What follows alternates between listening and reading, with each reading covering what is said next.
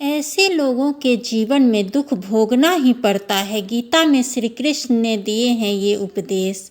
जय श्री कृष्णा, राधे राधे। आज की वीडियो में जानेंगे लोगों के जीवन में दुख क्यों आता है और उन्हें दुख क्यों भोगना पड़ता है।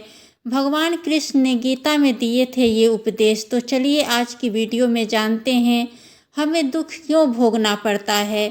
गीता ग्रंथ का ज्ञान हर मनुष्य के लिए जरूरी है। यह मनुष्य के जीवन के तत्वों और धर्म के महत्व को समझाता है। इसमें भगवान कृष्ण के दिए हुए उपदेश हैं जो उन्होंने अर्जुन को दिए थे। श्रीमद् भागवत गीता के हिंदुओं का पवित्र ग्रंथ है। इसमें जीवन का पूरा सार बताया गया है। गीता में भगवान कृष्ण के उन उपदेशों का वर्णन है जो उन्होंने महाभारत के युद्ध के दौरान अर्जुन को दिए थे। गीता में दिए उपदेश आज भी उतने ही प्रासंगिक है और मनुष्य के जीवन जीने की सही राह दिखाते हैं। इसमें ग्रंथ भगवान श्री कृष्ण द्वारा अर्जुन को दिए गए उपदेशों की पूरी श्रृंखला है। गीता में जीवन के अर्थ को विस्तार पूर्वक बहुत खूबसूरत तरीके से समझाया गया है। गीता के अनुसरण करने वाला व्यक्ति जीवन में कभी असफल नहीं होता है। गीता में श्री कृष्ण ने बुद्धिमान व्यक्ति की पहचान बताई है।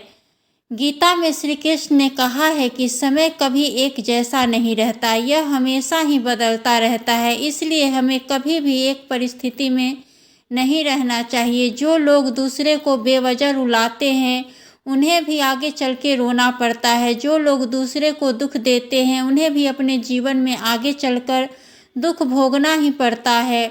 गीता में श्री कृष्ण ने बुद्धिमान व्यक्ति की पहचान बताई है। गीता के अनुसार सबसे समझदार और स्थिर बुद्धि वाला व्यक्ति वही होता है जो सफलता मिलने पर अहंकार में नहीं रहता और विफलता मिलने पर गम में नहीं डूब जाता। श्री कृष्ण कहते हैं केवल डरपोक और कमज़ोर लोग ही चीज़ों को भाग्य पर छोड़ते हैं। वहीं जो लोग मजबूत और खुद पर भरोसा करने वाले होते हैं वे कभी भी नियति या भाग्य पर निर्भर नहीं रहते हैं। गीता के अनुसार कभी भी सिर्फ दिखावे के लिए अच्छा नहीं बनना चाहिए, क्योंकि परमात्मा से कुछ भी नहीं छुपा है। वो आपको बाहर से नहीं बल्कि भीतर से भी जानते हैं। इसलिए कोई भी बदलाव पूरी तरह से स्वयं के लिए होना चाहिए।